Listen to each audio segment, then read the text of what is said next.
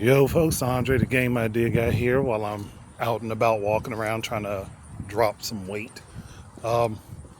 So, the whole Horizon PS4 price increase situation, I don't have a whole lot to say about it because it's honestly one of those things where it should have come to be expected, to be honest. Since Sony has been recently raising prices on consoles, controllers, and whatever else they can, it shouldn't have surprised anyone that when they offered an upgrade from the current version of Horizon Forbidden West to their remaster or remake. I would say remake because you probably have to put a little bit more work into it. But when they offered an upgrade path to it, you could expect that they were definitely going to charge more money. You could have expected that. Any game that they do this with from now on, if it has an older version that's still playable on PS5 through PS4 backwards compatibility, and they make an upgrade for that game, if it's at a lower price, you can expect that they're going to raise the price. And the ice cream truck is rolling through. It's funny.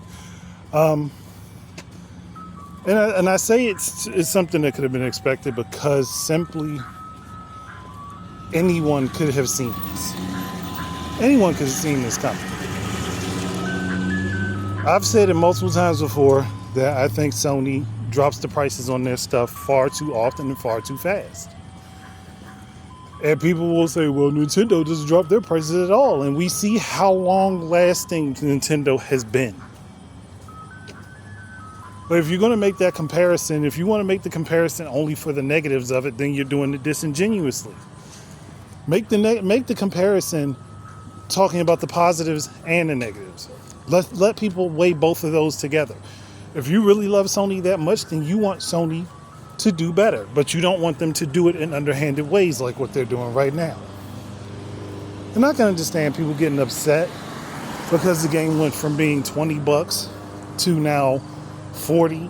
So that way you have to pay 50 to get it from PS4 to PS5 if you're just going to go ahead and upgrade it. Like for anybody who's new to it. Now, obviously, if you know how to shop around and you find a physical copy of the game, better for you. You won't have to pay as much. Because chances are physical copies of Horizon Forbidden West. No, not Forbidden West. Gosh, Zero Dawn. I said Forbidden West. Horizon Zero Dawn physical copies of that game for the PS4 won't cost so much if you know where to look. But most people don't know where to look and aren't going to take the time to find where to look. So for the majority, they're just going to go ahead and pay the 40 and then pay the 10. If you can do physical. Now, if you have a digital-only PS5, you're screwed either way. Unless you can find a deal on a redeemable code, but that's probably going to be far more rare than finding a physical copy. And the physical is really still the same thing as the digital, it's just that you have a disc that activates it. That's the only difference. And it's one of those things where it's going to suck. It's going to suck for people. And I understand why. I think, honestly, to me, it's personally just getting to be funny. Because there's going to be a bunch of people to justify that this is a good thing. And at that point, why even drop the prices of the game? Why even do all that? Why handicap yourself to get sales numbers if getting the sales numbers makes it harder for you to be profitable? If getting the sales numbers that way makes it harder for you to be profitable, then it's not a good idea to do it. So at that point, why are you dropping the prices of your game so fast? And I've said it before, said it, and I'll say it again. Sony needs to stop dropping the prices of their first-party titles so quickly. It would also help if they started pulling their stuff back to being exclusive to their home console, but I think at this point that ship has already sailed. And they can't really do it now. So anything that's a PS5 exclusive, you can pretty much guarantee it will end up on PC within 6 months to a year. And it sucks because you would think that they'd start learning from stuff like Astrobot that you don't have to make an exorbitantly expensive game to be able to do something good. But Astrobot also hasn't really sold all that well, unfortunately. And that's a problem. So they're kind of caught in between a rock and a hard place. And now if they want to get to the point where they can just sell their games and not have to drop their prices so egregiously so fast, it's going to take a long time. Because they've already cultivated this environment where, hey, there's a Sony game that I really want to play. I don't even have to get a PlayStation. I just have to wait about a year and it'll be on PC. There's other stuff I can play in the meantime. And that's if somebody's going to go ahead and pick it up. But, hey, what do I know? I mean, I haven't been watching this stuff play out for the longest time and then say, hey, this isn't a good idea for it to happen this way. Just to be told, oh, you don't know what you're talking about because you're a Nintendo fan.